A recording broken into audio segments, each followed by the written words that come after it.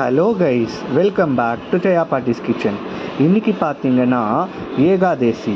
செவ்வாய்க்கிழமை வர ஏகாதேசி அண்ட் ஆடி மாதத்தில் வர ஏகாதேசி ரொம்ப விசேஷம்னு சொல்லிட்டு சொல்லுவாங்க. அதுக்காக நாங்கள் என்ன ரெசிபியோடு இன்றைக்கி வந்திருக்கோன்னா கோதுமை ரவை அடை. நீங்கள் எல்லோரும் கோதுமை ரவை வச்சு உப்புமா அதெல்லாம் கேள்விப்பட்டிருப்பீங்க. இது ஒரு புது ரெசிபி, கோதுமை ரவை அடை. அதுக்கு தேவையான பொருட்கள் என்னென்ன சொல்லிட்டு பார்க்கலாம்.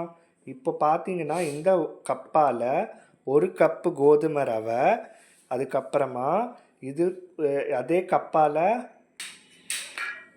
இந்த கப்பால் பாதி கப்பு பருப்பு, அதே மாதிரி கடலைப்பருப்பு எடுத்து வச்சுருக்கோம். அண்ட் காரத்துக்கேற்ப காஞ்ச மிளகா, நாங்கள் இன்றைக்கி ஒரு 3 காஞ்ச மிளகா எடுத்திருக்கோம்.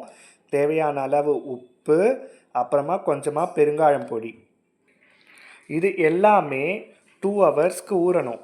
அது ஊறினதுக்கப்புறமா நம்ம கடலைப்பருப்பு, பருப்பு, மிளகாலாம் அரைச்சிட்டு நல்லா, அதுக்கப்புறமா கடைசியாக நம்ம எடுத்து வச்சுருந்த அந்த கோதுமை ரவையும் போட்டு ஒரு வாட்டி அரைச்சிட்டு, அதுக்கப்புறமா நம்ம நார்மலாக அடை ஊற்றுற மாதிரி ஊற்றி எடுத்துக்கலாம். இது எப்படி வருது சொல்லிட்டு பார்க்கலாம். இப்போ பார்த்தீங்கன்னா கடைசியாக நமக்கு கோதுமை ரவை அடை இப்படி தான் வந்திருக்கு. இது பார்க்குறதுக்கே ரொம்ப நல்லாவும் இருக்குது, டேஸ்ட்டாகவும் இருக்குது. நார்மல் அடை மாதிரி இல்லாமல் இது ரொம்ப டேஸ்ட் ரொம்ப நல்லா இருக்குது. நீங்களும் இதை ட்ரை பண்ணி பார்த்துட்டு எப்படி இருந்ததுன்னு கமெண்ட்டில் சொல்லுங்கள். மறக்காமல் எங்களோட சேனலுக்கு லைக் பண்ணுங்கள், எங்களோட சேனலை சப்ஸ்கிரைப் பண்ணுங்கள்.